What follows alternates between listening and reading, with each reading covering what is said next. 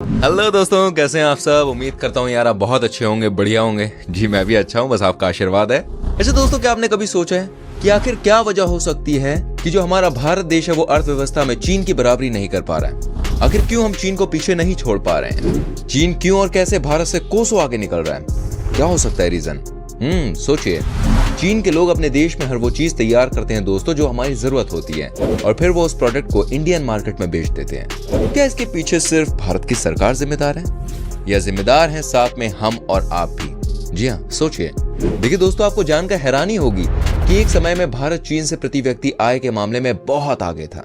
जी हाँ, आपने बिल्कुल सही सुना। मैं बात कर रहा हूँ 1978 की, जब चीन ने आर्थिक सुधार की शुरुआत की तो वहाँ प्रति व्यक्ति आय 155 अमेरिकी डॉलर थी, जबकि भारत की प्रति व्यक्ति आय तब थी $210। लेकिन आज तस्वीर पूरी तरह से बदल चुकी है। 1 अक्टूबर 2019 को चीन में कम्युनिस्ट शासन के 70 साल पूरे हुए। इन 70 सालों में चीन ने बहुत सारे उतार चढ़ाव देखे, लेकिन हकीकत ये भी है कि 40 साल पहले का चीन भारत से कहीं ज्यादा करीब था। उसकी आर्थिक हालत बहुत ज्यादा खराब हुआ करती थी, व्यवस्थाएं हिली हुई थी, देश में गरीबी थी और बड़ी आबादी बहुत बुरे हाल में रहती थी। दोस्तों, वर्ल्ड बैंक की रिपोर्ट ये बात कहती है कि उस समय चीन भारत से 26% ज्यादा करीब था। लेकिन 1978 के बाद चीन में तेजी से बदलाव आने लगा। अब वो दुनिया की second big economy of the world बन चुका है। चीन के लोग भारत से 5 गुना ज्यादा अमीर हो चुके हैं। साथ में आपको मैं बताना चाहूंगा कि वर्ल्ड बैंक की रिपोर्ट के अनुसार 1978 के बाद चीन ने एक साथ कई सारी फील्ड्स में सुधार के प्रोग्राम शुरू किए। इसके तहत चीन ने जहां एक तरफ उत्पादन और उद्योग धंधों में विकास का काम तेजी से शुरू किया, तो वहीं दूसरी तरफ भूमि सुधार, शिक्षा व्यवस्था में विस्तार और जनसंख्या नियंत्रण के कदम भी उठाए। और इस तरह चीन की सरकार ने बहुत सारे ठोस कदम उठाए। लेकिन चलिए आपको स्टेप बाय स्टेप बताते हैं कि कैसे चीन बना दुनिया का सबसे महाशक्तिशाली देश। 18 दिसंबर 1978 में हुआ चीन का नया जन्म। दोस्तों, ये दिन चीन के इतिहास में हमेशा याद रखा जाएगा। उस दिन चीन के प्रमुख नेता डेंग शाओपिंग ने जवाब दिया। बीजिंग में उस दिन कम्युनिस्ट पार्टी की मीटिंग में उनके विकासशील प्रोग्राम और आर्थिक सुधारों को लागू करने का फैसला लिया गया। इस तरह उस दिन एक अलग चीन का जन्म हुआ। ये पूरे चीन के देश के लिए दूसरी क्रांति थी। डेंग खुद को लो प्रोफाइल में रखते थे, लेकिन उनका पूरा ध्यान चीन की अर्थव्यवस्था को तेजी पर लाने में था। उस दिन पूरे चीन में जश्न मनाया गया और लोग खुशी मनाते हुए, जश्न मनाते हुए सड़कों पर आकर चीन के नेताओं ने केंद्रीय नियंत्रण वाले नेतृत्व पर जोर दिया, जिसकी वजह से स्थानीय सरकार, निजी कंपनियां और विदेशी निवेशकों के बीच बढ़िया तालमेल बना। चीन के बाजार सामानों से भरे हुए नजर आते हैं और आज चीन की जीडीपी आसमान छू रही है। चीन के बाजारों में दुनिया के सबसे बेहतरीन लग्जरी सामान बेचे जाते हैं। आज की तारीख में चीन दुनिया का वो देश है जिसके पास सबसे ज्यादा विदेशी मुद्रा भंडार है। जीडीपी के आकार के मामले में ये दूसरा सबसे बड़ा देश है दोस्तों। पहले नंबर पर है अमेरिका, जबकि विदेशी निवेशकों को आकर्षित करने में दुनिया में तीसरे नंबर पर चीन है। जी जिनपिंग ने चीन की अर्थव्यवस्था को और प्रभावी बनाने के लिए मैन्युफैक्चरिंग के मामले में सुपर पावर बनाना चाहते हैं। इसके लिए वो डेंग की नीतियों को ही आगे बढ़ा रहे हैं, जिनमें अर्थव्यवस्था को खोलना और आर्थिक सुधार जैसे कदम शामिल हैं। इसके लिए उसने विशेष आर्थिक क्षेत्रों का निर्माण किया। विशेष आर्थिक क्षेत्र के लिए चीन ने दक्षिणी तटीय प्रांतों को चुना। चीन का जो विदेशी व्यापार है वो काफी ज्यादा बढ़ चुका है। 2019 तक वो विदेशी व्यापार के मामले में दुनिया में पहले नंबर पर आ गया है। दोस्तों, क्या आप यकीन कर सकते हैं 1978 में चीन ने पूरे साल में जितना व्यापार किया था, अब वो उतना सिर्फ 2 दिन में कर लेता है। यस, 2 दिनों में। सही सुन रहे हैं आप। वर्ष 2019 के आंकड़ों के अनुसार भारत की जीडीपी 1.5 ट्रिलियन के करीब थी, जबकि चीन की जीडीपी की स्थिति 60 ट्रिलियन है। चीन की अर्थव्यवस्था हमसे कम से कम 4 गुना ज्यादा बड़ी है दोस्तों। और दुख की बात तो ये है कि चीन और तेजी से बढ़ रहा है, पर भारत फिलहाल अभी चीन की बराबरी करता हुआ दूर दूर तक नजर नहीं आ रहा। चीन भारत की तुलना में कहीं ज्यादा सामान का उत्पादन करता है। आप जानते हैं चीन की जो लेबर है ना, वो भारत की तुलना में 1.6 गुना ज्यादा उत्पादन करते हैं। इसका मतलब ये भी है कि एक देश के तौर पर चीन की उत्पादकता भारत की तुलना में 60% ज्यादा है। यस, 60%। दोस्तों, आपको बताना चाहूंगा, भारत के आजाद होने के 2 साल बाद ही पीपल्स रिपब्लिक ऑफ चाइना बना था। 50 और 60 के दशक में भारत जीडीपी और प्रति व्यक्ति आय में चीन से लगातार आगे रहा। लेकिन आज भारत की अर्थव्यवस्था $2 ट्रिलियन की है और चीन की $9 ट्रिलियन है। दोस्तों, चीन कैसे दूसरे देशों में जाकर उनका बिजनेस हथिया लेता है, उसका सबसे बढ़िया एग्जाम्पल है दीपावली। अब आप देखेंगे तो दीपावली की रात दिए नहीं जगमगाते, हर तरफ जगमग करती है बिजली की लड़ियां। आप देखते हैं झालर वगैरह आपको दिख जाती है, चाइनीज आती है, ये सारी की सारी चीन में बनती है। आतिशबाजी का सामान भी चीन से आने लगा है और यहाँ तक कि गणेश लक्ष्मी की मूर्तियां भी। दीपावली में हमारी लक्ष्मी पूजन से चीन का यू शहर उतना ही खुशहाल होता है। इस शहर के लोग सिर्फ दीपावली का सामान ही नहीं बनाते बल्कि होली की पिचकारियां बनाकर भी भारत भेजते हैं।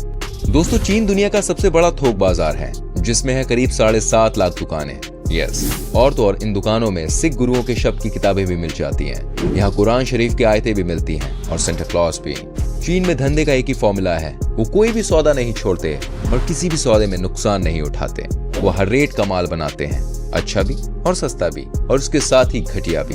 यही वजह है कि 2011 में करीब 40,000 भारतीय बिजनेसमैन यहाँ आए, जबकि 2013 में 3,60,000।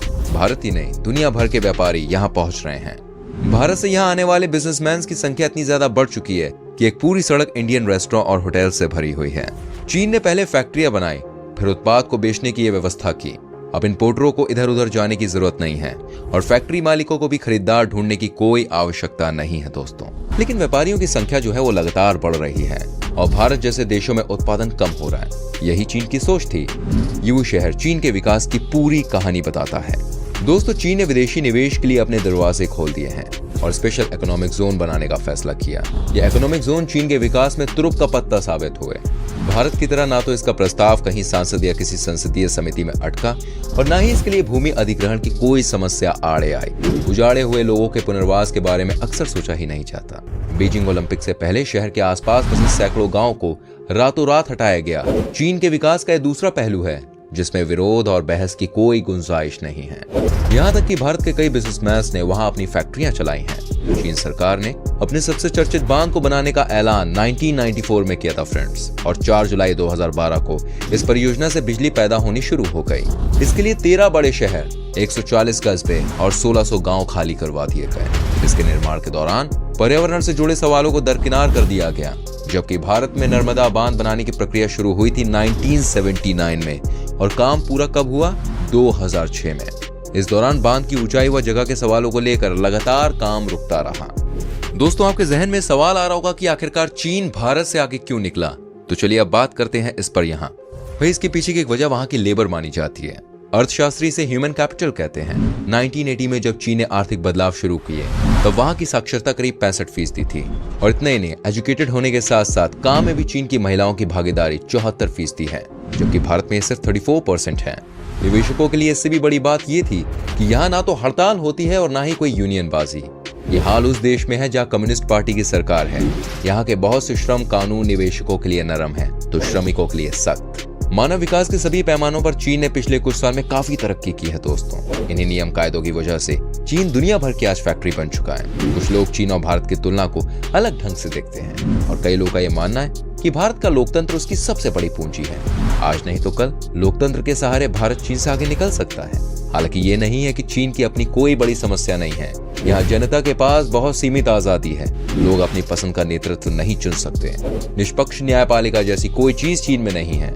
चीन में पॉल्यूशन लगातार बढ़ रहा है और इसके खिलाफ आवाज भी नहीं उठाई जा सकती। लेकिन इस सब का मतलब ये नहीं है कि चीन से सीखने लायक कुछ भी नहीं है। हर चीज के दोस्तों दो पहलू होते हैं, एक पॉजिटिव एक नेगेटिव। कोशिश कीजिए हर चीज से उसकी कुछ पॉजिटिव चीजें सीखने की। दोस्तों, हमारे देश और यहाँ के लोग अगर चाहें तो किसी भी देश को बीट कर सकते हैं। लेकिन सबसे बड़ी समस्या जो है वो है हमारी शॉर्ट टर्म बेनिफिट मेंटालिटी। हम सिर्फ अपने बारे में सोचते हैं, हमें क्या फायदा हो रहा है। लोगों को देश से पहले अपने फायदे नजर आते हैं। अगर यही मेंटालिटी आगे भी चलती रहे ना तो फिर जो हाल आज है वही हाल कल भी रहेगा। कुछ नहीं बदल सकता और अगर बदलाव लाना है तो सबसे पहले आपको अपने आप में बदलाव लाना होगा।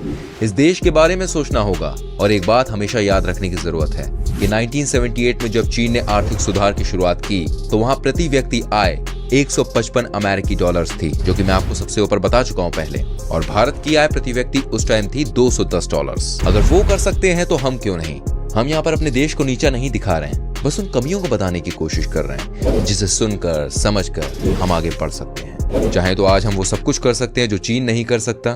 सोच बदलो, देश खुद ब खुद बदल जाएगा। दोस्तों, आपके हिसाब से हमें चीन से आगे बढ़ने के लिए क्या करना पड़ेगा? अपनी राय कमेंट करके जरूर बताएं और इस वीडियो को इतना शेयर कीजिए ताकि देश का हर नागरिक एक बेहतर भारत बनाने के लिए सिर्फ सरकार को दोषी ठहराने के बजाय अपना भी योगदान दे। वीडियो अच्छा लगा तो प्लीज हमारे चैनल को सब्सक्राइब कीजिए और साथ में बेल आइकन को जरूर प्रेस करें ताकि हमारी जो आने वाली नॉलेजेबल वीडियोस हैं उनके नोटिफिकेशंस आपको सबसे पहले मिलते रहें और आप उन वीडियोस को देख सकें। हम मिलूंगा आपसे अगली वीडियो में। Till then bye bye, take care.